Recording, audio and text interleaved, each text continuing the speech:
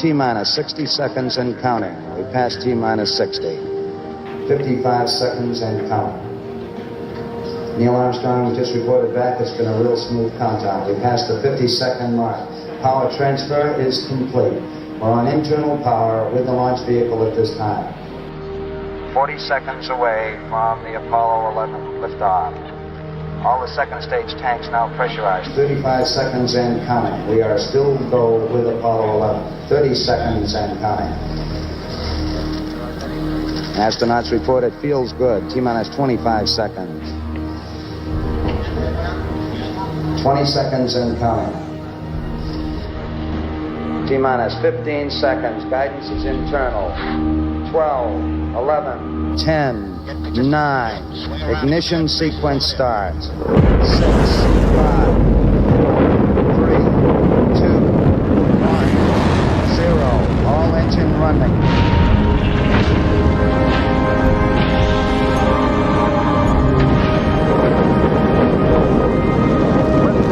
We have a liftoff, 32 minutes past the hour. Liftoff on Apollo 11. Power clear.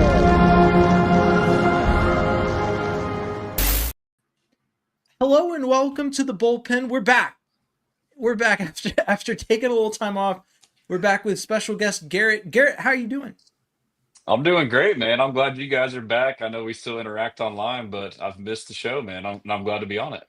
We're excited to be back. Tom, as always, you're here. How are you doing? Man, I've missed you guys, missed football.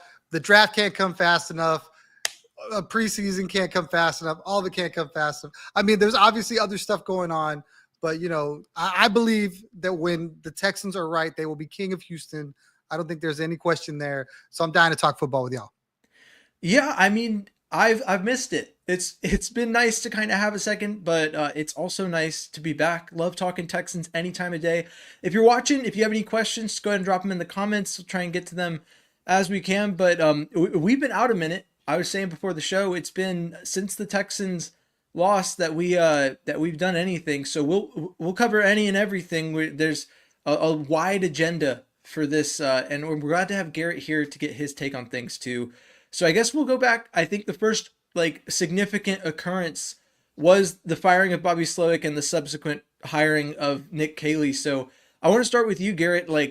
Overall, where do you put the Texans after that move? I think most people would say the Texans improved from that, but was Caley the guy you always wanted them to hire throughout the process? How do you feel about the move as a whole? As far as I love that D'Amico Ryan's won. He pretty much put a signal out there hey, I'm not content with just good enough. He's saying I want to try and win it all. So he's well aware of this franchise's history and the fact that we've never made it to an AFC Championship game. He damn well could have been complacent and found every excuse in the world to keep Bobby Slowick, and I actually was preparing myself for that. So as far as that goes, I was ecstatic. So I didn't I honestly, as a self-defense mechanism, I didn't even imagine the idea of picking new candidates. So I was kind of behind the eight ball when he did decide to fire Bobby. But with that being said, I was holding out for Chip and candidates that weren't interviewed yet. But that doesn't mean that I didn't like the candidates. I had Nick Caley third in my ranking, and I wrote an article about it, but my criteria was I feel like I had an overreaction to Bobby Slowick, and my two big boxes were experience and getting away from the Shanahan scheme. And at the surface level, I thought, okay, this is the first time play caller again, kind of iffy. And then, also McVay tree, similar to Shanahan scheme. But the more I dug into it, the more I realized that both those concerns were overblown, and, he addresses those. And I think D'Amico did as well. But McVay's system, we could talk about it, but, it's pretty different. And he obviously has a background in New England as well. And then first time play caller, just listening to the guy talk, hearing all the anecdotes from other players and coaches and all these good tidbits, and watching his press conference, I have no concerns. I am super optimistic. I can't wait, man. No, yeah. Real quick on IG, we got some guys talking about the Roughnecks. Do we show any love to the Roughnecks? I personally haven't followed them very closely. I don't know. There's so much going on in the NFL offseason. And we can touch on that more in a minute. But I agree with you. And specifically with the Caley hire, the comment about where he said if we have to run the ball 45 times, we'll do it. I thought that was a cool nugget because he was literally the tight end coach when the Patriots ran the ball 46 times against the Bills back in 2021 to win that Monday Night Football game, 14-10. It was literally to the like almost to the number. It was 46 rushing attempts total with 3 passes. It was crazy. That was a hell I of a like it. find. That was that wind game, right? The wind was like 40 miles an hour or something crazy, wasn't it? It In was the win Buffalo. game, and so I'm surprised they even made a field goal in that game. Honest, like, but yeah. So I like the idea of him being able to adjust. But Tom, what are your thoughts? I want to hear from you. Well, I'm glad we let off with this because I feel like I'm against the grain on this one. Cautiously optimistic, but not in love with it for the reasons that you pointed out. Um, he's another first time guy. This is something that I think you are only going to get so many opportunities to get right before it gets expensive, right? Everything is trying to maximize this window with CJ to be able to do as much as you can before you have to pay that man, because there's no question you have to pay that man.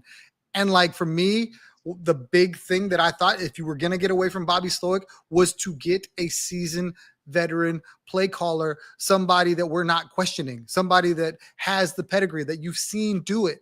And for all the things that we love about Nick Caley and all the things that he says, we haven't seen him do it. We have not seen him call a play. We have not seen him make it through a whole game. We've not seen him have to figure out a way to manufacture points, figure out a way to salt away games. You know, he could run the ball 45 times and y'all could hate him for it because you've got all these weapons and your quarterback's a stud and he's not using them. So for him to say that does not instill a lot of confidence. Now, I do like the fact that he's a high energy guy. I think when you have guys like that, I think they feed off of the guys that they're playing with, stuff like that. The guys that are kind of mellow, kind of like how Bobby was, I feel like they get too, lull you to sleep. And I hope that his energy just fuels that entire team. The way D'Amico does with the defense. I don't know if I can handle 2 years from now us saying, do we need another offensive coordinator when we had the opportunity to go out and find a guy that has success somewhere. And then we look back and go, well, everything sounded good. Because if you remember, when Bobby came in, we said a lot of the same things. This guy's coming from a great tree. He looks the part. That offense was flying when he was there. And yeah, he had some success, but in the end, it wasn't enough. Yeah, I feel free. I think that you guys both argued each side of things on this, and I think we all agree that Chip Kelly was probably the best prospect from what we wanted, which like to explain what I think all of our thought process was on this. When you have an offensive coordinator that is young, you have high potential for him to either in 2 years be so good that he takes a head coaching job or be so bad that you're looking for a new offensive coordinator in 2 years. And so the Texans have already experienced the low end of that. And so the idea was to get a guy in who is not aspiring to be a head coach in the NFL anymore, but has a great offensive mind. I would equate it to what Wade Phillips did for the Texans back in the early 2010s, where he was a great defensive mind. He had a history of coming in and fixing defenses, but he wasn't aspiring to be. He had had his shot with the Cowboys. He wasn't aspiring to be a head coach anymore, at least not in the NFL. Obviously, he has found head coaching work outside of the NFL, but that's the kind of guy you want, is like a long-term thing, like Spagnuolo for the Chiefs is what a lot of people are comparing it to. And so with that, I think that some of the things about Nick Caley that make me excited are one, the parallels between him and D'Amico. He is the top offensive coordinator candidate from this cycle. When you look at it, even when you look at Chip Kelly possibly being available, the way that this cycle went, Nick Caley was the young offensive coordinator candidate. He had already had a run the year before. Those are all things that D'Amico did. And then when you look at the energy he brings, that's the big thing for me. I mean, I look at that story in Houston Stressans. You're the one who shared it, where in college he literally like took the college's playbook and installed it onto NCAA. Like Awesome. It's awesome to see. Like the guy lives and breathes football. Everyone who's ever interacted with him has nothing but positive things to say about his football mind and what he can bring. I don't feel like that was the case with Bobby Slowick. I feel like it was more like, well, Bobby's, got the pedigree. I mean, his father been a coordinator in the league for a while, and he had worked at PFF, and we're like looking for things to be positive about Bobby Slowick. And he had a really good first year, but then it all fell apart. And I also like what you said, Garrett, about, DeMeco's willingness to move on from that. Because I agree with you that I was prepared for him to just keep Bobby Slowick on because of their relationship. So seeing him make the right decision, because I objectively, based off of how Bobby Slowick coached this year, even if we don't get better with the new offensive coordinator, the right decision was to move on and try something different. You can argue that he maybe hung on too long, and that I think is where, during the hiring process, you look at Gerard Johnson and how he, obviously stayed on as quarterbacks coach, but if you wanted to hire him, that was an in-house name that you could have given play calling duties, that you could have hired as the interim offensive coordinator. And there was early points in the season where all signs kind of pointed towards like, hey, you got to move on or not. And that's why I think a lot of people thought that Bobby Slowick was still going to be the offensive coordinator, was because in season you got a lot of indications, hey, he can't adjust. This isn't working. Like, what are we doing? And you kind of got, and you get that from DeMeco. That's one thing about DeMeco that I think the only real negative thing I've spoken about him in his time as a Texans coach is that he's kind of a line up and play kind of guy. He rarely makes adjustments. He does it in big games, but in the regular season, you'll see him just kind of be like, we're going to line up and play football, and it's going to be us versus them. And Bobby kind of had that, like that, football is football. We don't adjust. We don't really do anything. You were waiting for it though. Football is football. That's my favorite Bobby Slowick quote. But yeah, so I like the Nick Caley hire, and I think that it sets us up really well. I'm interested. First question that comes to mind, and there's things to talk about with free agency, ideal offseason, the draft. There's a lot going on right now, and with the legal tampering window opening up. But I want to start with you, Garrett.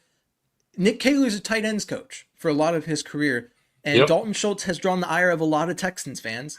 I'll be the first to tell you that if Dalton Schultz remains a Texan this next season and performs well, or even performs okay, like, I will have an apology tour to make every week that season because of the way that I've spoken about the Texans need to replace him.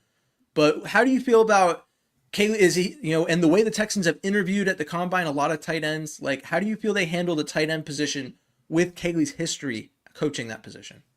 I will say, to like kind of put a bow in the previous combo, like your point, like you point out that he was a tight ends coach. He coached Gronk and Martellus Bennett on, Super Bowl winning teams. So Bobby Slowick was never a position coach. And one of the reasons why we all thought he struggled, we suspected, is like, you see like the O-line and players making these mental errors that are repeated over and over again, like pre-snap penalties, false starts, illegal formation, etc. We just, I assume like that's because Bobby probably didn't, have the personality to. I try to envision Bobby Slowick like cussing out Laramie Tunsil. Like, that was not happening. And, the fact that we kept seeing the same stuff happen meant that, in my opinion. So, like, I don't think he had like that ability to do it, and then also didn't have the respect. But then now on the flip side, you got Nick Caley, who does. And I guess just one more point before that too, because I want to like tie up the, kind of rebuttal back. But I think this is the big dilemma that a lot of us had when hiring DeMeco Ryans as a defensive-minded head coach. We just have to embrace it. Like, this is what it's going to be. He's going to have to do this OC carousel. So, yes, we could have gone with, the older veteran OC coach that we could have hoped had no aspires to be a head coach. But on the flip side, now you get a young guy, and, if things work out well to where he does good enough to go somewhere else, that's what you want. So like you would kind of take the chance at getting a Super Bowl with potentially losing that coach in 2 to 3 years. So, and, and that kind of speaks to why they kept a lot of the staff, I believe too, is the way you do that is you build your own system and replenish from within. So that's, I think, their mindset. I think it was continuity, but then they're also thinking long-term, okay, let's get Nick. And that way we can have, some insulation for the future. But to your question, sorry to get those off, but yeah, I've thought about that a lot too. Not even just Dalton Schultz. I mean, I'm very excited about this because, as I mentioned earlier, I thought this was very similar to the Shanahan scheme, but after diving in, it's not. And just listening to Caley speak, and, him having, multiple backgrounds with 2 Super Bowl winning franchises, with Belichick and with Sean McVay, he seems, and just listening to his press conference, I know some people took his words probably a little bit too out of context when he said that we'll be a game plan offense. He kind of said it like, oh, we're just going to be an amoeba. We're not going to have an identity. I don't think that's true. I think it's a good thing. And I guess that also goes back to countering, anybody who's questioning Nick Caley. Like, if the things that we're concerned about with him are an issue, like if you just sit down and ask yourself, like, do you not think that D'Amico Ryans had these same concerns and addressed them?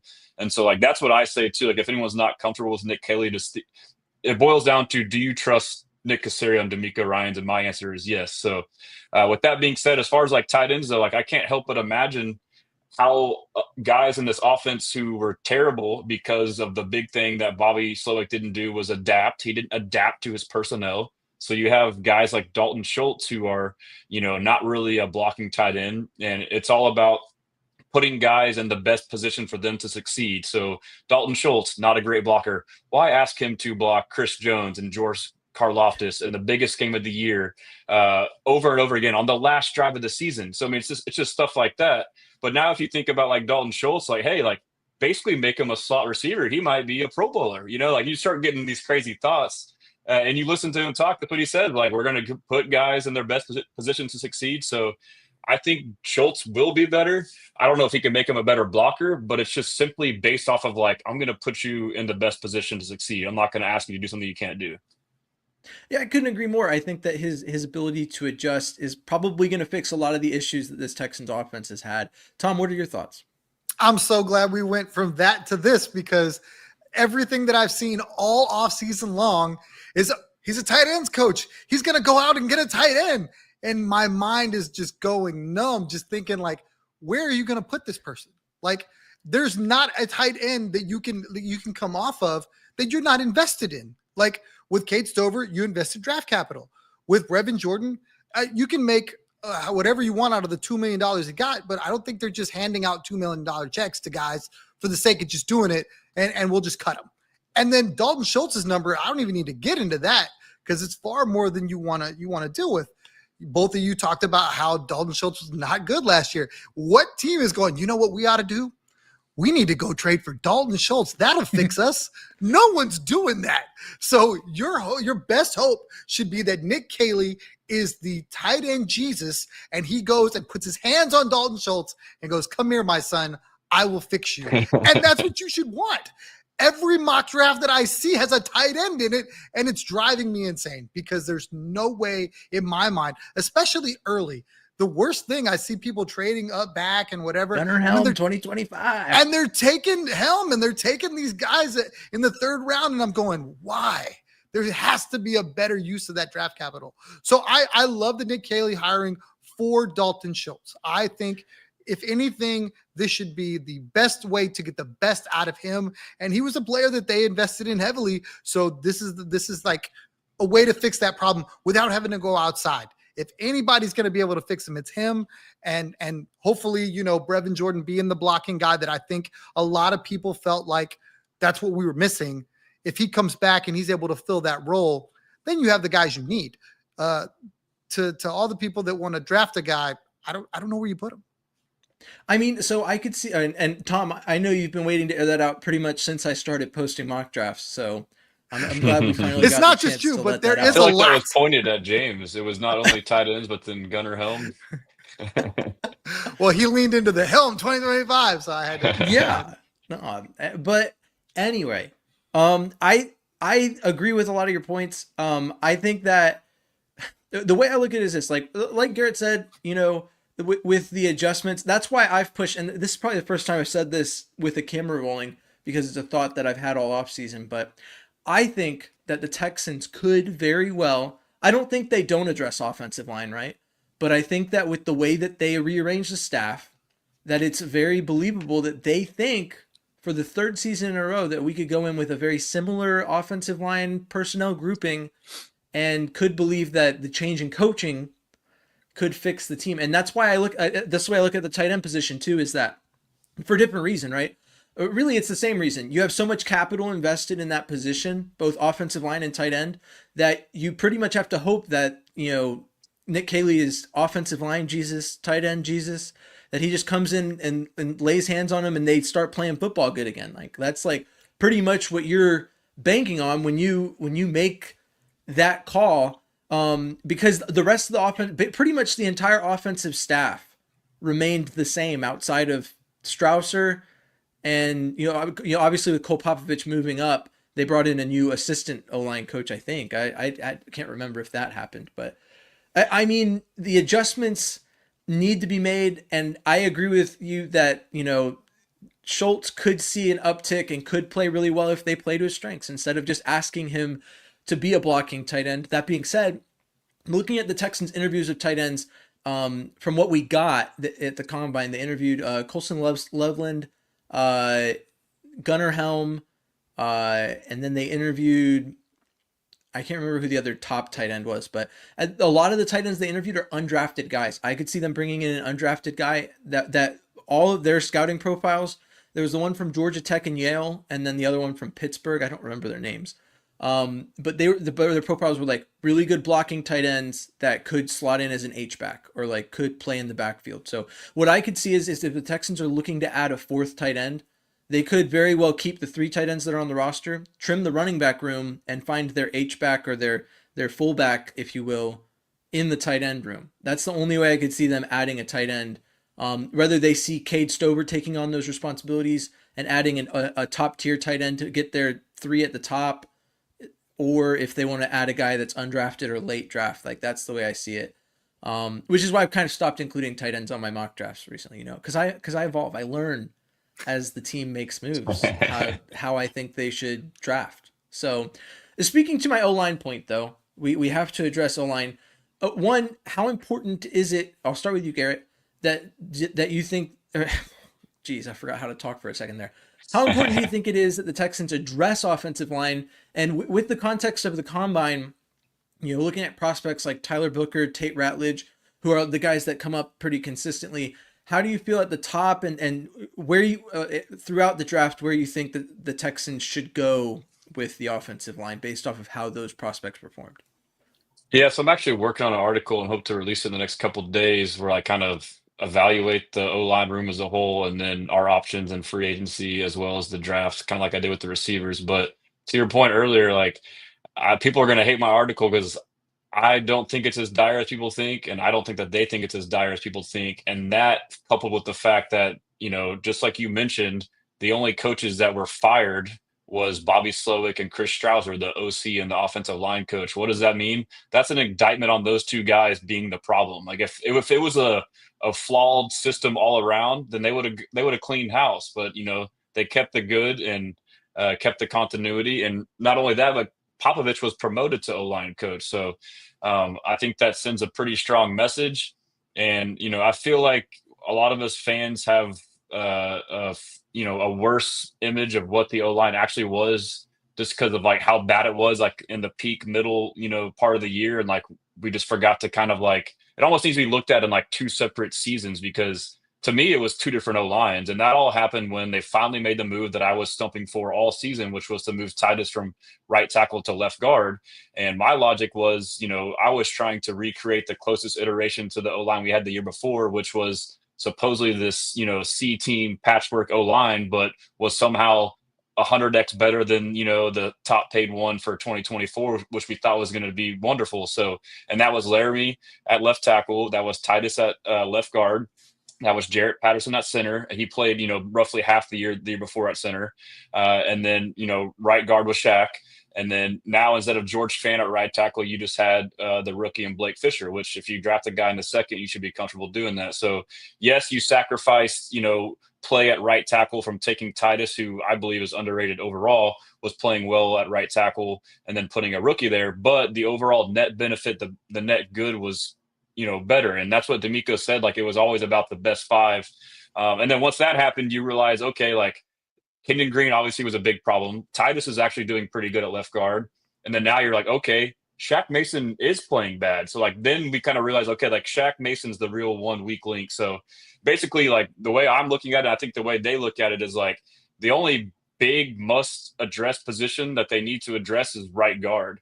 I think otherwise, like with that 5, they played well. And then also too, it wasn't just O-line, like tight ends were terrible at pass protection. They were like probably the worst in the league. Our running backs weren't great. So, I mean, again, that just points back to scheme and system. All the pressures we saw are from mental mistakes, stunts and blitzes, simulated pressures, delayed blitzes, all these like little games and gimmicks that are just more mental than physical. It wasn't like our O line was just getting manhandled every play. So like a lot of these things you see, it's like, okay, it pointed back to coaching. And what D'Amico did, it seems like it points back to coaching. So, and then, Cole Popovich, Nick Caley, Nick Caserio, they were all in New England with Dante Scarnecchia, who is arguably the best offensive line coach in NFL history. So they all have deep ties to him. So that's exciting for me, so I feel optimistic about it.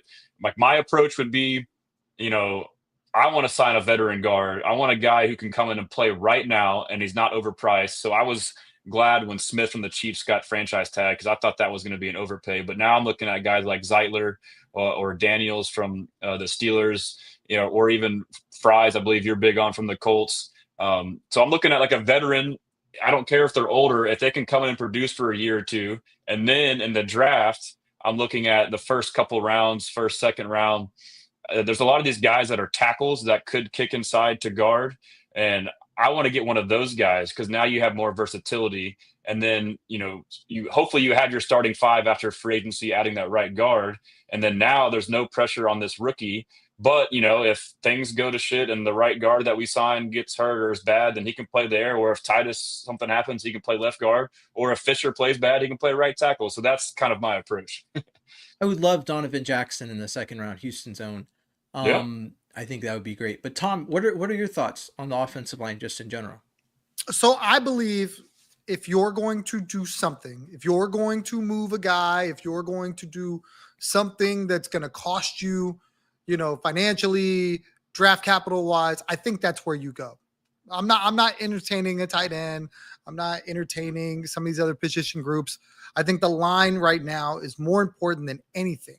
And for me, I know you talked about getting a veteran guard, but for me, I really need to know where Cole Popovich is with the protections. If the center is going to have the protections, then I need a veteran center.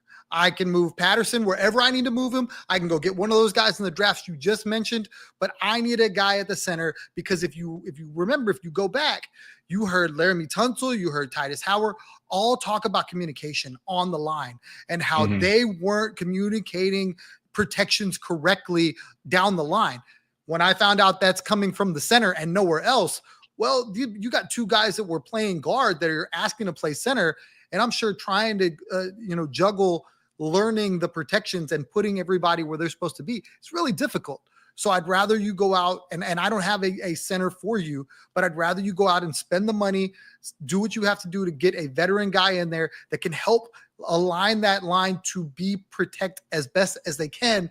And then fill guards with either Patterson and a draft guy or however you want to do it. Real quick, I'm going to chime in.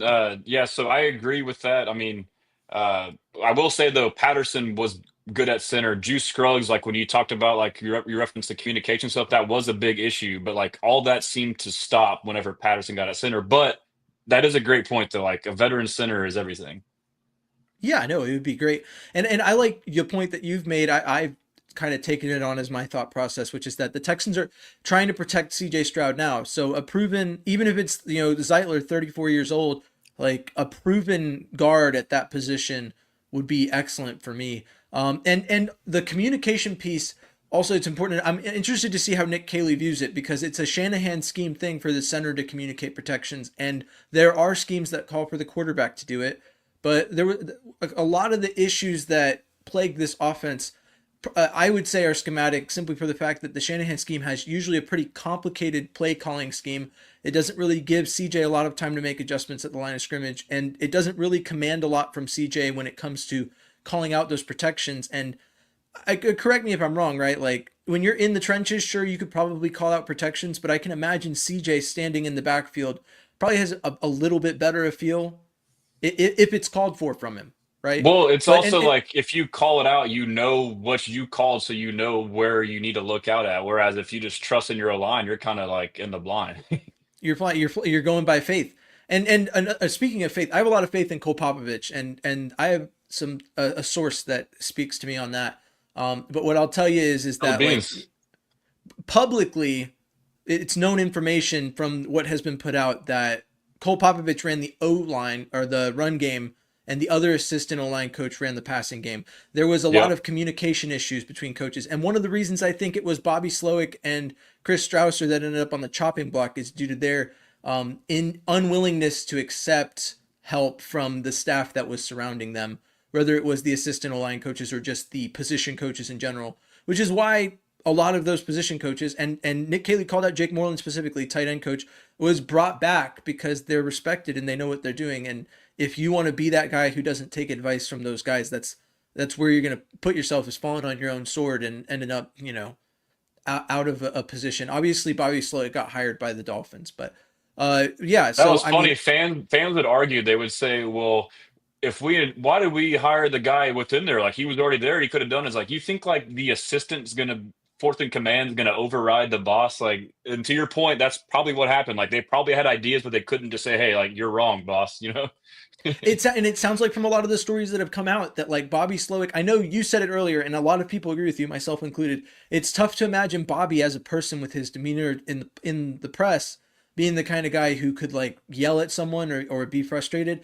But it's not hard to imagine when you're a person of that demeanor that you could be very reclusive or very like not receptive to the social aspect of being a coordinator, which is having those people around you to feed you information. And I could imagine Bobby may have been the kind of person who's like, I worked at PFF, I was a passing game Ego. coordinator. I know what I'm doing.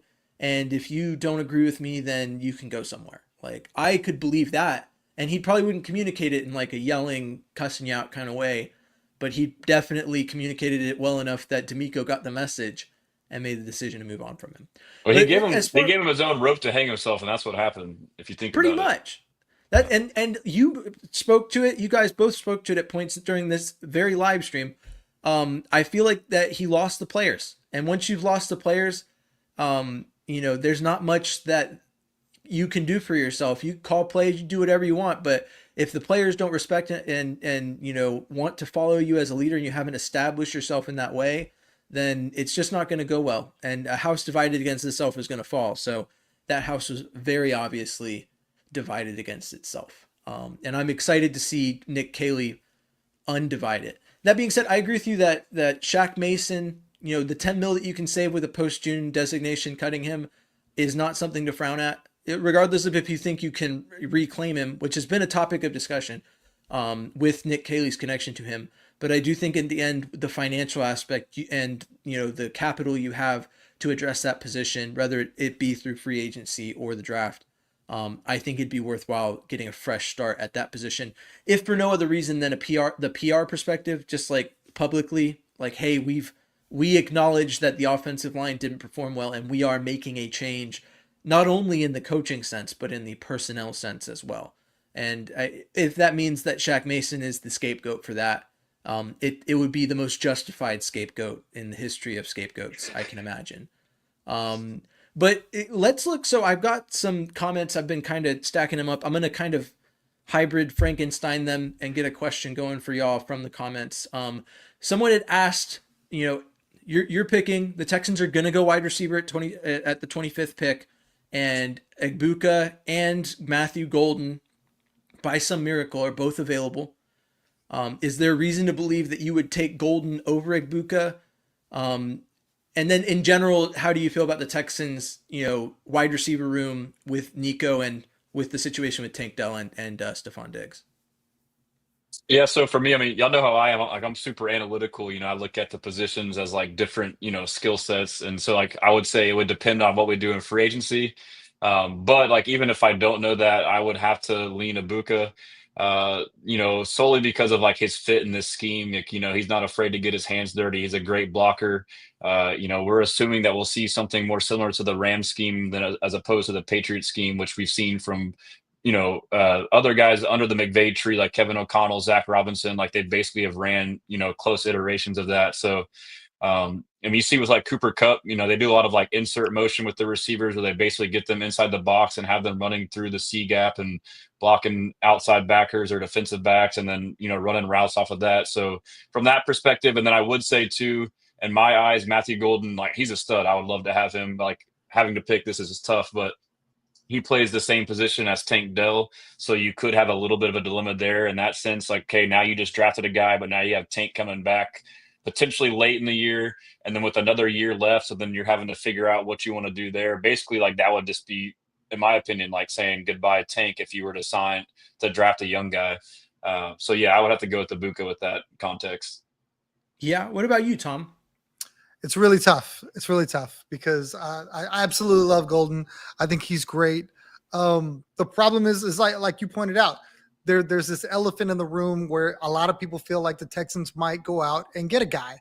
And if they do that, then that totally changes how you draft. You definitely are filling a position of need. If they go out and get, say, Cooper, because you brought Cooper up, well, how do you draft then? Because obviously, you also made the point that if Cooper's going to play that outside role, and then you want to go get a receiver to, I guess, fill the slot role, do you really want to draft him Cooper high? would be the slot. Oh, okay, So okay. if we got Cooper, that's my ideal thing would be Cooper and then Golden if he went first. That's just I'm not saying I'm right. It's just the way I see it. To me, I think I hope that first domino falls, and we know kind of, okay, you can kind of like tunnel vision. It's so hard. You couldn't go wrong with either of those guys. I mean, you're gonna get a really good football player either way. Gun to my head, it's Mbuka just because it's the CJ Stroud connection. I think that has weight. I think he's going to be in somebody's ear, and they're probably going to, if he's there, I can't see them passing him for another wide receiver and CJ not pining for his guy. So, I mean, we've seen it in the past. I can't see it not happening now. Yeah, I mean, I don't want to bury the lead. Like, Ibuka is my pick. I think it's easier than other people think it is. Like, I think that, combine heroes will raise their draft stock, especially the 40 time as a wide receiver running a 4.29. Like, that'll make your stock go up immensely. We saw it with Worthy, and just Matthew Golden. Yeah, as a Texas fan, it would be great to have him and him also having played for the University of Houston. There's like a lot there to unpackage, but what I like about Ibuka is that his football IQ is off the charts. He played with CJ, so there's the chemistry aspect. And then you have to look at this now. You can correct me if I'm wrong, because I'm not fully sure if Golden was a captain at Texas. But if you know that off the top of your head, please let me know. But Egbuka, I know for a fact, was a captain at Ohio State. And I know that based off of Nick's draft history, those high draft picks, he likes to go with team captains because it's definitely a trait that shows leadership in the locker room. And maybe I'm making too much of that, but like I feel like that's one of the big reasons that you look at that as a fit. Now, as far as the Texans wide receiver room goes, I think that with Stephon Diggs being out, I like bringing Stephon Diggs back, understanding that he comes back in the middle of the season. I was a little out on Cooper Kupp to start. I've kind of warmed up to it, understanding that the finances would still have to be right with that move, in my opinion. But either way, both of them fill a similar role. And if we want to oversimplify the Texans wide receiver needs, understanding that it's Nico, Mechie, and Hutch right now is basically their wide receiver room. I like the idea of bringing in a veteran. You need that veteran presence because Nico is getting up there, but like you still need that guy that's like that Stephon Diggs. The impact of Stephon Diggs off the field and on the field was probably felt more after he was injured than a lot of people think it was, just based off of his leadership. I know a lot of people like to tear him down publicly in the media, as was exemplified by this whole extortion story and then the Cardi B thing. There's like a lot that people will throw out there to try and tear down Stephon Diggs because they think he's like a diva or whatever. But the leadership that he brought during the offseason and throughout the season, I think was immensely valuable. And I mean, I'm not going to say it makes up for the fact that giving up a second round pick for Stephon Diggs last season with what happened was not the right value, but it makes me feel better about it, And so with that, it's Diggs or Kupp or whatever veteran you want. The veteran could be Tutu Atwell for all I care, but I still think you need to add a wide receiver in the draft. All that changes is what value of wide receiver you need to add in the draft, because if you sign Tutu Atwell as your free agency wide receiver signing, that's a guy who's competing with John Mechie for wide receiver 3 at best, right? So then you have to go, well, now we need a dynamite wide receiver 2. So then I think if Egbuka is available, you have to go with Egbuka in the first round in that scenario. Whereas if you get a Kupp or Diggs, I think that you go Jack Besh in the second or the third, depending on Love that. where his value takes him. I think that those I are call him Jack all Betch. guys that you can get. Yeah, Jack Besh, I think, is a great gadget guy, a Senior Bowl hero, if you will. But and that's weird coming from me because I was the first one. I told you that Quentin Johnston wasn't going to work because he went to TCU. That was the only thing I needed to know that that was not the right pick for the Texans or any team, and the Chargers were the ones that had to learn that lesson. But I mean, what's that one meme from? I think it's Arrested Development. It's like, yeah, people keep drafting wide receivers from TCU thinking it's going to work for them, and it never does. But maybe, just maybe, it'll work for us. So, quick question: any love for Devontae Adams? Is Devontae Adams? I mean, Is it Nico? Is it like, well, they're the same guy, I don't want him because that's I mean, fine. I just wonder because I feel like he'd be really good. Like I don't know. This might hurt with some people, but like my thought on Devontae Adams is that signing Devontae Adams now is like signing Andre Johnson in like the 13th year of his career. Like it's not. Yeah, but everybody and their mother wanted D-Hop last year for the same reason. Well, yeah, but that's different. Devontae Adams isn't a Texans legend. DeAndre Hopkins is. I think that adding DeAndre Hopkins this offseason would be fine. $39 million cap hit? What is it? Something crazy? I mean, even if that was like not a factor, I mean, like, from my analytical lens, like positional wise, I would view him as an X, but he could play like Z or slot a little bit. But I mean, I think he is kind of, I wouldn't say washed. I mean, he's on the decline. I feel like there's better options out there. I mean, he's still a stud, but, and also too, like, it's just kind of funny. Like, I feel like all these receivers get a rap for being a diva like Diggs and whoever else, but like no one ever talks about Devontae Adams like that. And I didn't really know about that until I watched that receiver documentary and like the shit he was saying on there. I was like, okay, bro, like, like, I don't know if y'all saw that. He's like, man, I got to get out. Like just like pouting around the sidelines. And then he just like, cries his way out to the jet. Like, so I was like, do you want that? I don't know if you know this, but Devontae Adams has a Taco Bell in his house. So yeah, I'm out. A lot of it. No, and for that, I'm out.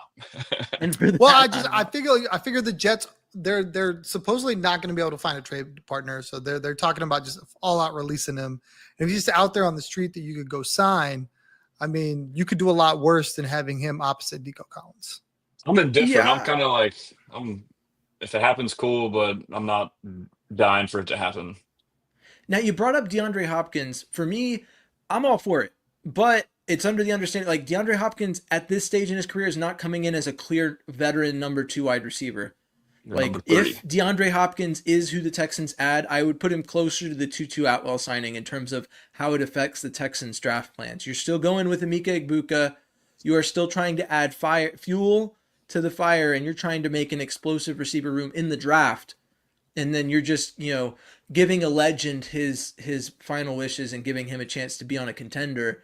That's how I view the DeAndre Hopkins situation. There's someone asking about Amari Cooper in the comments. What are your thoughts on that? He's very similar. I mean, they're very similar receivers. They're older. They're ex receivers, but they're not like the big, tall, fast ones. They're more of like the sturdy, possession guys. And normally, like, I wouldn't like guys like that don't really get separation, and you basically just depend on them winning 50-50 balls all the time for them to be successful, which typically, like, they can have a longer career if they keep those skills, because some guys that are relying upon winning by separation, once the speed goes away, they don't know what to do.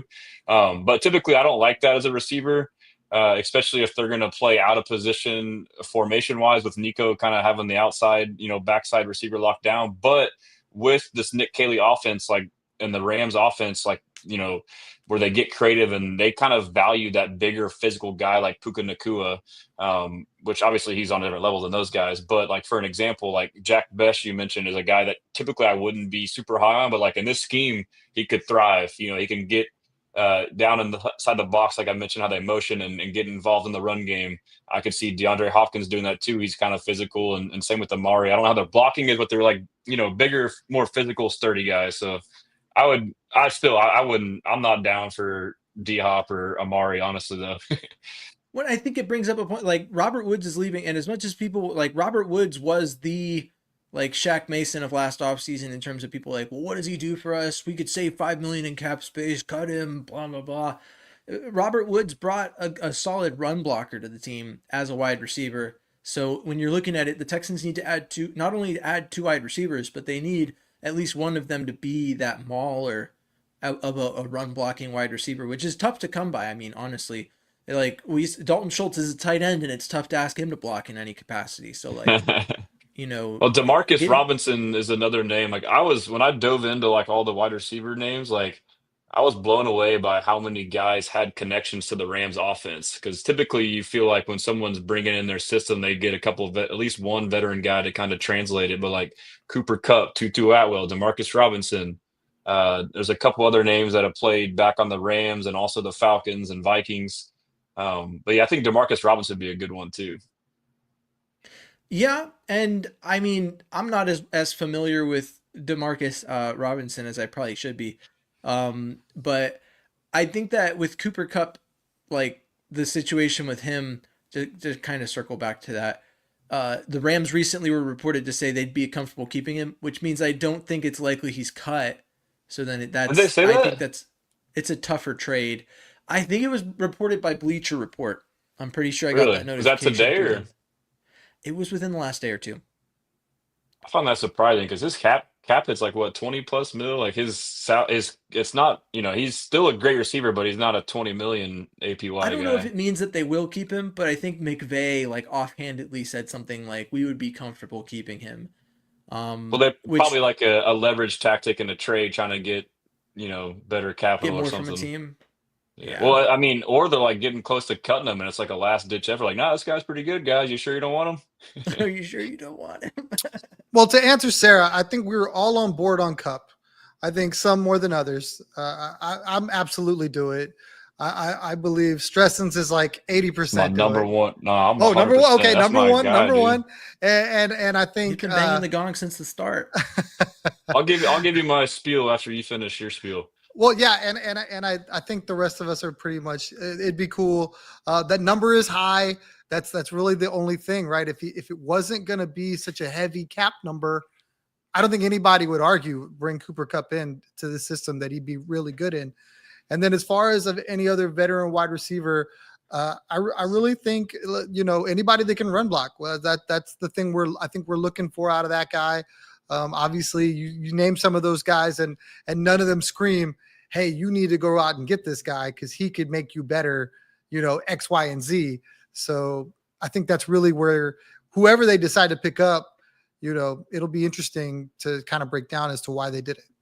You can count on Sideline Sarah to get the information. If you say something was spoken, Love she'll it. have it. Love it. Shout out to Sideline Sarah for Pull, being with pull, us today. put it up on the screen there. Let's see what.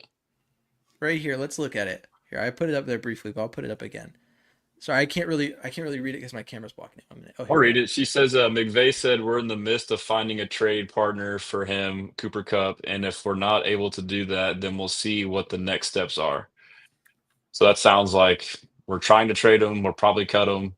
But yeah, so I dove into like the receiver room, and we have two positions to fill, and this is like my optimal scenario, and there's multiple scenarios we could have that I'd be fine with, but the slot receiver position needs to be filled, which is what Stephon Diggs played. And last year we went specifically, they put words out there that we're looking for a veteran, essentially slot receiver. They said like a third down chain mover, a separator, like all the words they use is like, hey, we're looking for a veteran slot, which I think is more valuable than the other outside position, like where Tank is at, for the reason being, you're a primary target when you're in that position. You are the chain mover. It does require someone with a higher football IQ, and at the NFL level too. I feel like it takes years to get to that point to be able to kind of how to read those defenses.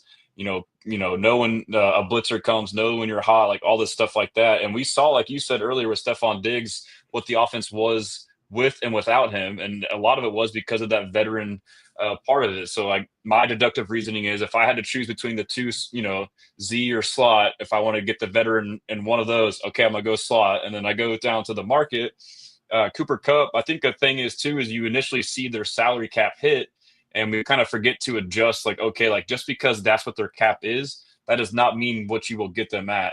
And so I was guessing, we'll get them like 16, 18 million. But Texans cap was like, no, he'll be like 10 million. So when I heard that, I was like, sign me the hell up, bro. So ever since then, I've been like, I'm 1,000% in. And whether that's he gets cut and that's like the free agent market value, or if we trade and they buy it down, through restructures or whatever it may be, that makes a lot of sense to me. And then I didn't even mention the fact that he was in this offense with Kaylee the past 2 years. He was like, you know, I know the emergence of Puka Nakua happened, but like he was an integral piece on that. So he would become an instant security blanket for CJ Stroud. We saw what he did to Matthew Stafford's career. And, I think a lot of the concerns are overblown, like him being too old, injuries. Like you could make the same arguments about Stephon Diggs. I mean, like they're pretty similar, honestly. But I think the injuries are overblown. Like, I'm always about that. Like people just, blindly say that. But like if you dive in for injuries, I'm more so focused on like soft tissue. Like if someone's injury prone, oh, they pulled their hamstring, they pulled their groin. Like, yeah, you're just always getting hurt. Like you can somewhat prevent those. But like if it's structural, like you roll your ankle or you tear your knee, it's like that's just bad luck. And that's a majority of his injuries have happened like that. So yeah, he's my number one. Yeah, I made the mistake of speaking on the Cooper Cup situation without consulting Texans Cap. If you've done the same, we have a hotline. It's called 1-800. Just look at Texans Cap profile before you speak on things. Well, I believe that's only if he gets cut. If he gets cut, then yeah, the number's totally different because you just go and sign him and they're on the hook for whatever. I think if they had to trade for him, though, I think then you have to pay whatever that is or send value back to offset it or something like that. Yeah, and I mean, I think realistically, just to kind of tie a bow on it, it's between Diggs and Cup. And Texan or Garrett, you've spoken to it. I think a lot of people think that Diggs is off the table because of like the whole dead cap situation or whatever, but like it's not impossible to bring Diggs back, and it was never really realistic to expect him not to test free agency. But I do think that once he sees his market, that it could be very feasible for the Texans to meet that market, because I think understanding his injury and the recovery time frame, that could be something they fall back on. If that's and I don't think he'd hate being in Houston. I think that he liked his time here and that he wouldn't mind coming back. It's a contender. It's a good situation. And yeah, I mean, Just like you said though, like we hate to say this, but it all depends on the number. I mean, like if he's going to be a 20 million APY, then hell no. But if he's down to like 14, then okay, yeah, like we're good. But yeah, and the dead cap too. Like I was just thinking like, the dead cap was going to hit regardless. Like we just lost the advantage of being able to like renegotiate and spread it out to later years to have more money this year. So, I mean, it was basically the same thing, but I mean, I guess like if you think about it, like, his cap hit would be this year, you have the 17 million dead cap. And then if you sign him to a contract, you're going to have like 4 to 5 million at least, depending on how you structure it. So you're going to have like a total cap. It just feels like it's messed up, yeah, no doubt. So like, I don't think it's like the primary solution, but I do think that realistically, that's what it's between is Cup and Diggs. I mean, yeah. So other or than a that, I mean, Buka. I think we're kind of reaching the end of our time, but here's a question from the comments that I'm interested to see. Tom, did we hit on any of the other free agent signing? I know that like, I think it was me, maybe it was you that was really pushing Aziz as like the guy. Daniil Hunter realistically is the only other major signing because Mixon and Diggs were both trades. And I don't think either one of us was on that before it was reported. Houston Stressans, did you hit on any free agent signings last year? Or was there any guys that you like said, hey, we need to sign this guy, and we did? I need to go back. I think I kind of got thrown off by the whole trade for Diggs. Like, I don't think any of us saw that coming, like we just assumed he wouldn't fit the culture and this and that. Um, and yeah, I guess I wanted Saquon, that was a pipe dream. And there was a couple other receivers I wanted that were like value receivers like Darnell Mooney, guys like that. But Oh man, I think Daniil Darnell Hunter Mooney. was one. I think we all got Daniil Hunter. I think we all had him on our radar. Yeah. Especially once they went out and signed the ex-Texan. Bernard. Yeah, Yeah. once they We signed did a wide Bernard, swap. it's what it felt like. It A made a DM lot of swap. sense. Daniil It being felt the like a free Houston agency guy. trade. Yeah, might as well. I think Might a as lot of us well. too were on Aziz, and that one like kind of made sense, right? And we had heard reports how they wanted him the year before. So Yeah, pretty much. I guess we'll leave you with one last question, like, because I feel like we've talked about the Texans' first round pick, but we haven't really like gotten like down to the root of it, like of ideals. And so obviously, I think Tom and I will cover it throughout, but I want to know everyone's ideal, like, if you had to pick right now, based off your ideal offseason, right? So understanding that free agency has to play out, mm, and you can explain it as much or as little as you want, but the Texans are on the clock with the 25th overall pick. They have not traded out of it. based on your ideal offseason, who do they take with that pick? So I would go with the notion that we signed Cooper Cup. And then now I would want an offensive lineman, like I had mentioned, that is a tackle who can also play inside, and that could be any of which the guy from UT. It could be, I guess, Booker, even though he's a guard. I don't know if he has tackle eligibility. I know like the combine numbers kind of brought that down, but I guess it maybe knocked him down a little bit for me, but not a lot. But I would say I don't know if the guy Banks from UT would drop that far. Uh, I'm drawing a blank. I think the Oregon tackle may be a second round guy, but Gray Zabel is a name that I'll say Gray Zabel. There you go. Yeah. North Dakota All right. State. No doubt. And it's so out of pocket for the Texans to go like outside of the major schools in term for that pick. So, but I mean, But it'd this be good. guy's he's a safe outlier. Like it's and North Dakota State. I mean, they've had some pretty good alignment over the years. I mean, they're known for that. So yeah, I'm with it, dude. Okay. What about you, Tom? So my ideal would actually upset people because it's very similar to yours, but with a twist. Obviously, if they get their hands on Cooper Cup, you've solved your wide receiver issue to an extent, so that's no longer an issue. I've seen so many times throughout the last 2 weeks, 3 weeks, whatever, where people are saying that this looks like a draft where you could trade back, and I think there's going to be great wide receivers there, and I think people are going to be like, "Oh no, go get Mbuka, go get the guy that they want." And to me, I think if you can trade back into the top of the second round and get one of the best centers or best guards, I guess, I guess whichever one they don't fill. Obviously, I hope they get a center, but you're saying they could get a guard. I think you go get that guy and you make the trenches as strong as you possibly can with whatever you have to do. And that's on both sides. I know we didn't talk defense really that much, but I think they could address the defensive line too. And I'd be okay with that as well.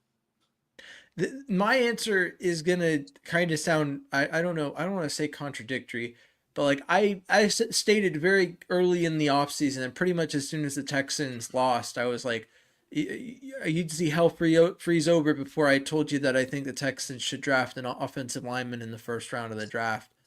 But that being said, in my ideal offseason, I could see the Texans going with Tyler Booker at 25.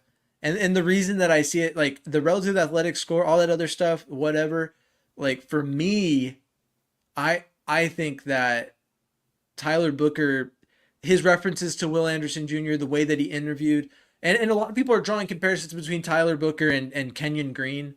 And that's just like you're nitpicking one thing, that relative athletic scoring, going, now they're the same person. And that's frankly just, I don't know. It's devoid of like context. Hold on. Based on that one thing, Kenyon Green's better than Tyler Booker. So for everyone that's on Tyler Booker for what he said, I get it. I love that mentality, and maybe that will carry him. You know, a guy that's edgy, a guy that's very confident, a guy that's outspoken versus Kenyon Green, who's more reserved. But I'm sorry, I want no part of that guy because I got burnt by Kenyon Green, and that dude performed better than Tyler Booker did. Well, In that the context that it's devoid of is that Kenyon Green was very clearly a project in pass protection and was a really good run blocker. Tyler Booker has shown really well in the film, playing for Alabama in the SEC in both sides. He is directly called out, picking up stunts. There's a lot of things about the way that he spoke. And to be fair, right? Like, and I think that I got this from Garrett, so I'm going to credit Garrett with this, but like, I'll take it, baby. Realistically, if it's good. The combine for teams is not about what the players do on the field. It would take something egregious, which I mean, fans. to be fair, Tyler Booker did not look super athletic at the combine, right? But it would take something super egregious to affect that. What the combine is about for the team, and we should know this as Texans fans because of the way D'Amico says it's person over player, that it's about how the interviews go. And what we got publicly from Tyler Booker, if D'Amico got even half of that in the interviews, I trust that D'Amico Ryans is pounding the table for Tyler Booker right now. I don't know if Tyler Booker will be on the board when the Texans pick. And before the relative athletic score, I was expressing that I'd be comfortable trading up. The only thing the relative athletic score changes for me is that I wouldn't trade up for Tyler Booker. I would not move up further, but if he's there at 25 and the offseason plays out the way that I'd like it to, I think that Tyler Booker at right guard for the Texans this season could be part of the solution to this Texans offense. Maybe he falls and we trade back. I mean, so Tom's scenario is what I'm all about trading back. I didn't know it was an option, so I agree. And like we I sound the expressed same. that Like it I want to wasn't, trade but back and get a lineman. Tom likes to make up his own options. So I'm sorry. I All didn't. good. That's my ideal scenario. I think if they can trade back, get more capital, and whatever they have to do to get the guy that I think is still going to be there early round 2, where the sexy thing to do is to go get all the wide receivers in round 1. That's how Kansas City wound up with Xavier Worthy to begin with. They traded up to get him, and somebody was willing to trade back. I agree with you that trading back is the move. You don't have to convince me. Picks 20 through 60 are a gold mine. And if you can take pick 25 and you can move back a couple spots and pick up another pick within that range or even close to it, that's the move. That is 100%. And I think that we saw that last year and we'll see it again. And in the comments on Instagram, someone's calling out Donovan Jackson. I called out Donovan Jackson earlier. Yep. I think that's a great pickup in the second round. I think that Tate Ratledge is a great pickup. I think there's a lot of great pickups that aren't good value at 25. That would be great value if you trade back. But at 25, I think Tyler Booker has the best value of the offensive lineman. And based off of the way that I see the offseason going, I don't see the Texans needing to take a wide receiver in the first round in order to get that wide receiver room right. So, but I mean, that's what I'll leave it at. We'll see how it plays out. I would, and to be fair, I would still love to see the Texans take Emeka Egbuka, regardless of how the season plays out. And there's people who are like, well, how is he going to be wide receiver 1 on the Texans? And it's like, he's not. He's going to be like T. Higgins. It's going to be like coming in and being a high level, should be paid a lot more, wide receiver 2, until he finally manages to break out of the franchise tag and find a team that'll pay him the money that he's worth. Like, that's pretty much what it is. So My only thing is though, like if we don't get a veteran slot, then we basically project like, hey, going into the draft, we want a slot receiver, and it's risky. So like now we either have to wait for him to fall or trade up. That's my only like thing that gives me hesitancy, and that's why, because I feel like Emeka Ibuka as a slot receiver is like by far the best pro ready one. You got guys like Xavier Restrepo and Noel from Iowa State who are great talents, but like maybe might not plug in like Emeka would right away. So it's riskier, but man, that would be awesome. yeah, I don't see how they have to go slot, because if you feel like Mechie's still in the wide receiver room and That's him. How It would you- has how to would be. you- If not How now, would then you feel when? about that? I don't think the if they Texans have to go slot. I think the Texans have to get a great receiver. And the only issue that I think most people have expressed it, I think that we're all in agreement on this, getting another Nico Collins, while it would be great, that's a unicorn. That's a great wide receiver, 6'4", shifty outside guy, a great pickup. We don't need 2 Nico Collins in the Texans offense. We need diversity in the receiver room. Yeah. But they need what they need to do, right? And this is going to come across as harsh. I love Tank Dell. But I think that, so Stephon Diggs, if you view him as gone, the Texans now automatically still have to add 1 wide receiver. And then Tank Dell had the same injury that Cecil Shorts had, which means that, Cecil Shorts retired after having that injury. He was medically retired. He could not recover from it. The optimistic timeline for Tank Dell's recovery is returning for the postseason this season. That is the accelerated timeline. That's not like the, hey, we kind of were conservative with it. That is the earliest he returns. If he doesn't return then, and then at the beginning of the 2026 season, he's also not back, then you're going to wish you'd taken a great wide receiver, regardless of what his purpose is. I tell you, there are good and bad problems to have. I firmly believe it. And a good problem is, hey, we've got Tank Dell and this other guy that also plays the same position as him, and they're both really good. Tank Dell's back. What do we do? It's like, I don't know, dude. It's a good problem to have. You have an asset to trade. You have 2 great wide receivers that Tank Dell is versatile. He'll play wherever. He showed that throughout his time. So like, I'm not hung up on the purpose of the wide receiver outside of not replicating Nico Collins. As bad as that sounds, because I mean, Nico Collins is a freak of nature. He is a wide receiver that NFL teams wish they could hit on when they pick that body type up. But like, outside of just not purposefully trying to recreate that, the Texans just need to get the best wide receiver they can, because they need to, like, and people, and that gets me on. We're about to bring it to a close, but now I'm rolling. That brings me to another point, which is that a lot of people are like, well, the Texans need is offensive line. So like, why would they draft a wide receiver in the first round? And it's like, and CJ, the good wide receiver is not going to mean much if CJ doesn't have like the time to throw. And it's like, I don't know if you know this. I'm going to explain this to you. It's pretty simple. The Texans can address two needs at the same time in the offseason. They can, unlike me, when my wife gives me more than one thing to do, the Texans are capable of doing more than one thing at the same time throughout an entire offseason when they're addressing this team Well, a and veteran its O needs. lineman would have more immediate impact to the solution than a drafted guy would, right? I mean, you get a Exactly. proven commodity versus a potential project. That's The my problem argument becomes the too. When I Texans said cap space, sign which Zeitler, like, oh, he's old. Like, well, why don't we do both? Why don't we sign one and draft one? exactly. Get Donovan Jackson, trade back, get Donovan Yeah. Jackson in a second, sign And that Zeitler. just like Blake Fisher. Hey, we drafted you. We're gonna develop you. Like, oh shit, things went bad. Okay, you'll start. But like that wasn't the plan. They were gonna. I would assume that wasn't the plan. He wasn't starting until week whatever it was until shit hit the fan. So. Exactly. So the Texans offensive line room, outside of the obvious fact that the starters probably could be tinkered with a little bit, the depth for the most part is free agents this season. There's a lot. So when you draft and sign, you do need, like, I think the Texans need to add 2 to 3 offensive linemen. Do they need to Yeah. draft an offensive lineman in the first round? Like need? There's other ways to address that position. And what, like we've talked about, what if Nick Caley coming in and Cole Popovich being the O-line coach fixes a lot of the problems? Then CJ has that time. If CJ has that time and he's throwing to Nico Collins, John Mechie, and Xavier Hutchinson, I know you'll be irate, but you're the same person that's telling me all offseason that the Texans didn't need to add a wide receiver because offensive line is the primary need. It's the thing that needs to be fixed. So like, they can address both, and I don't think dividing their attention on that will diminish the return. Yeah, it's I not think it's not that a binary option. It's not like do this or this. You're like, yeah, you can do both. I agree. yeah, if it was a binary option, then like, yeah, sure, prioritize Yeah. offensive line, but like, Yeah.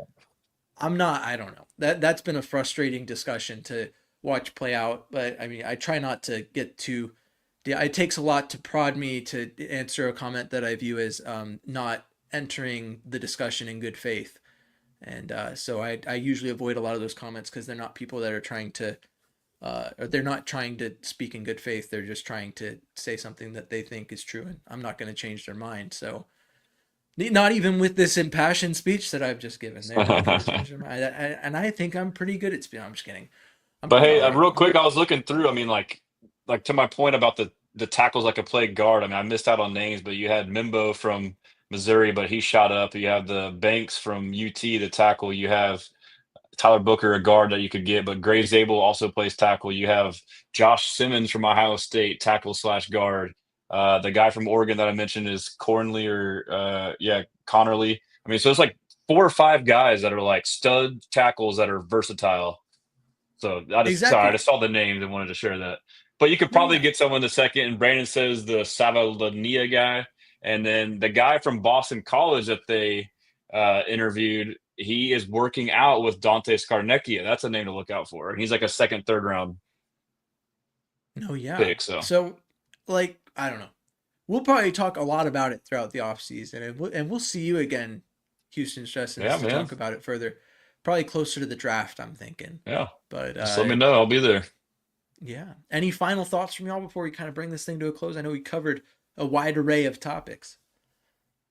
Yeah, it's just one more thing, like to your point or our point about trading back. Like you can trade back when you have a good head coach and a good GM and a good scouting department, and you are confident in your ability to find those hidden gems. And as we talked about earlier, like these RAS scores and combine scores, like we're not suckers for that. Like as far as the Texans, office, like they let other people feast off that and find value, aka the Kamari Lassiter who ran a 4.6, 4.7. Oh, he's slow. Oh, we'll trade back and get him in the second. So, that's just all the more reason why we can trade back, and you can just basically pick up another player because you have confidence in your ability to scout. Exactly. Tom? For me, I love all the trade back talk. That's been where my heart's been. I know that everybody is excited about a first round pick because, that's supposed to be a plug and play guy. But I think, like, to your point, Garrett, if you're doing your job, the second, third, fourth rounds are also plug and play guys. We've seen it all over the Texans roster where they've been able to find guys to plug and play in those rounds. I am going to be the hot take guy though. And unless Tyler Booker is there at pick like 35 or something like that, or 40 or whatever, I got to stay away from that. Something about not being athletic in a position where we have nightmares about Kenyon Green getting blown by because he wasn't athletic just terrifies me. Like, there has to be a better way. And all of these names sound like something that could work just as well, if not better, than Tyler Booker. I know he went to the big school. I know that carries some weight. But for me, I need that guy. Whatever guy they go get, that pick has to hit probably more than any other pick because the offensive line just needs so much love. Yeah. My final comments are this. Kamari Lassiter, cornerback, Georgia, 2024. Relative athletic score, 6.23. 40 time, 4.62. Value. The film don't lie. So yeah, but where did he get picked? He got picked in the mid-second round. Exactly. Wow. I'm okay with that. I'm okay with that. Both of our points. I don't know. I don't want Tyler Booker at 25 is what I'm saying. If you're gonna go get a guy that he's a hype guy. Careful with that motion you were doing there, Tom. I might be. I just did it too. Damn. I was pointing at the computer. Wow. We got to be careful where we place our hands, guys. Did South Park episode teach you nothing? Oh yeah, but like, see that Shake Weight episode on South Park? Yeah, it's a long time ago though. Gosh, showing your age. Hey man. You know what? I take that back. James probably hasn't seen that episode of South Park. I was gonna say, you got some homework. I've not watched a lot of South Park, but I do. I get a couple references. I didn't get that one. I did not. I'll send you a clip. It's a good one. Okay, I'll have to check it out. Now I've got some homework, guys. We need to close this out. I'm getting homework. Thanks for tuning in. As always, I've been James Roy, and Tom is with me. And I'm at James Roy NFL on all platforms. Tom is TC Tom1 on Instagram and Third Coast Tom on Twitter. Garrett, aka Houston Stressans, aka Texans commenter, aka the man, the myth, the legend of Texans Twitter and Instagram and TikTok, is the guy. And now correct me if I'm wrong, but it's at Texans commenter on Twitter and TikTok, and it's at Houston Stressans on Instagram and Facebook. Yep. Okay, sweet. Because I know that you had that whole thing. That was a shame what happened with your Instagram at the start, but obviously you've recovered. Yeah, quite Zuckerberg. nicely. Yeah, it's fine. But yeah, and then my website too. Feel free to check it out, HoustonStressans.com. I got a free newsletter and videos, articles, everything you could want there as well. So if you want to know anything about the Texans at any given point, that newsletter has been super helpful for me. So highly recommend subscribing to it. And then I've got a giveaway coming up on Instagram. So if you're watching or if you're on there, I'll be giving away that pretty sick shortstop. It's like a 47 shortstop hoodie, and I don't know how to describe it, but it looks really cool. And it's expensive, so probably better to get it in this giveaway than to go out and buy it. So and this has been the Bullpen. So thanks for tuning in on our inaugural episode of the 2025 season. Garrett, thanks for hanging out with us. And yeah, thanks for having me. I know show. I was a little long-winded today. It had been a while, so it was exciting to talk ball with you guys, man. I think we were all long-winded. We all had a lot to say. Got a little impassioned there at the end. It had been a minute since I've expressed my opinion in this forum. So love it. Yeah. Thanks for being with us, everyone out there. And make sure you tune in. It's Mondays now. Every Monday night. I think we'll do 9:00 Central. We'll see how that shapes up. We might adjust the time there. We'll see. But as always, stay classy, Houston, and vamos Texans.